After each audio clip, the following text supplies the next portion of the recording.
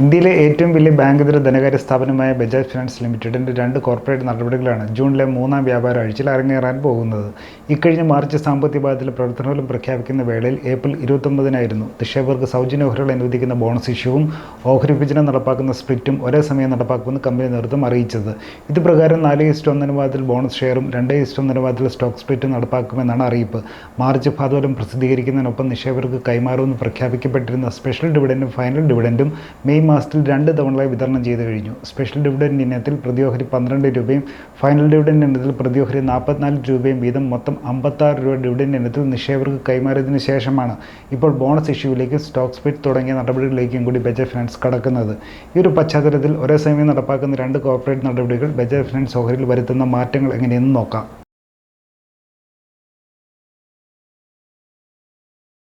നിർദ്ദിഷ്ട റെക്കോർഡ് തീയതിയിൽ ബജാജ് ഫിനാൻസ് ഓഹരി കൈവശമുള്ള നിക്ഷേപകർക്ക് ഒരേ സമയം ബോണസ് ഇഷ്യൂവിൻ്റെയും സ്റ്റോക്ക് സ്പ്ലിറ്റിൻ്റെയും ഗുണഫലം ലഭിക്കുന്നതാണ്. ഇവിടെ 4:1 അനുപാതത്തിൽ ബോണസ് ഇഷ്യൂവും 2:1 അനുപാതത്തിൽ സ്റ്റോക്ക് സ്പ്ലിറ്റ് നടപ്പായി കഴിയുമ്പോൾ നിക്ഷേപകരുടെ കൈവശമുള്ള മൊത്തം ബജാജ് ഫിനാൻസ് ഓഹരികളുടെ എണ്ണത്തിൽ 10 മടങ്ങ് വർധനയുണ്ടാകും. ബോണസ് ഇഷ്യൂവും സ്റ്റോക്ക് സ്പ്ലിറ്റിനും 2025 ജൂൺ 16 തന്നെയാണ് റെക്കോർഡ് തീയതിയെ നിശ്ചയിച്ചിട്ടുള്ളത്. അതിനാൽ വെള്ളിയാഴ്ച അഥവാ ജൂൺ 13-ലെ വ്യാപാരം ക്ലോസ് ചെയ്യുന്നതിന് മുമ്പേ ഓഹരി സ്വന്തമാക്കിയവർക്കാകും ബജാജ് ഫിനാൻസ് കോർപ്പറേറ്റ് നടപടിയുടെ ഭാഗമാകാനുള്ള അർഹത കൈവരികയുള്ളൂ. ഇനി ഓഹരിയുടെ എണ്ണത്തിലും വിപണിയിലും വരുന്ന മാറ്റം എങ്ങനെയാണെന്ന് മനസ്സിലാക്കുന്നതിന് വേണ്ടി ഉദാഹരണത്തിന് ബജാജ് ഫിനാൻസിൻ്റെ 100 ഓഹരികൾ നിർദ്ദിഷ്ട റെക്കോർഡ് തീയതിയിൽ കൈവശമുണ്ടെന്ന് കരുതുക.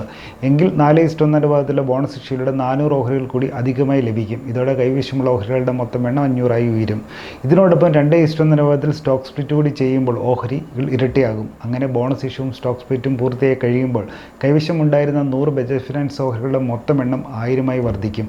അതേസമയം 2 കോർപ്പറേറ്റ് നടപടികളുടെ ഭാഗമായ എക്സ് ബോണസ് തീയതിയും എക്സ്പ്ലിറ്റ് തീയതിയും 2025 ജൂൺ 16 തന്നെയാണ് നിശ്ചയിച്ചിരിക്കുന്നത്. അതിനാൽ കോർപ്പറേറ്റ് നടപടികളുടെ അനന്തരഫലം ഓഹരിയുടെ വിപണിയിൽ പ്രതിഫലിക്കുന്നതും ജൂൺ 16-നാണ്. അതേസമയം ബോണസ് ഇഷ്യൂ സ്റ്റോക്ക് സ്പ്ലിറ്റ് മുഖേന ബജാജ് ഫിനാൻസ് ഓഹരിയുടെ വിപണി വിലയും 10-1 താഴും. ഉദാഹരണത്തിന് വെള്ളിയാഴ്ച ബജാജ് ഫിനാൻസ് ഓഹരിയുടെ ക്ലോസിംഗ് വില 9330 രൂപയിലായിരുന്നു. അപ്പോൾ ജൂൺ 16 തിങ്കളാഴ്ച രാവിലെ ഒരു ബജാജ് ഫിനാൻസ് ഓഹരിയുടെ വിപണി വില 933 രൂപ നിലവാരത്തിലായിരിക്കും തുടക്കത്തിൽ വ്യാപാരം ചെയ്യപ്പെടാനായി ലിസ്റ്റ് ചെയ്യുക.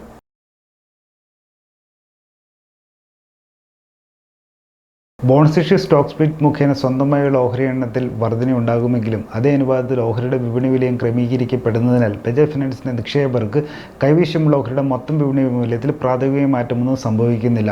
എന്നിരുന്നാലും അധിക തുക മുടക്കാതെ തന്നെ ഓഹരിയുടെ മൊത്തം എണ്ണം വർദ്ധിപ്പിക്കാനുള്ള അവസരം ലഭിച്ചത് കാരണം കമ്പനിയുടെ മികച്ച പ്രവർത്തനവും മറ്റ് അനുകൂല ഘടകങ്ങളാലോ ഒക്കെ ഓഹരിയുടെ വിപണി വില കാലക്രമേണ ഉയരുകയാണെങ്കിൽ അതിലൂടെ കരഗതമാകുന്ന മൂലധന വർധനയുടെ നേട്ടം നിക്ഷേപകരെ തേടിയെത്തുമെന്ന് സാരം.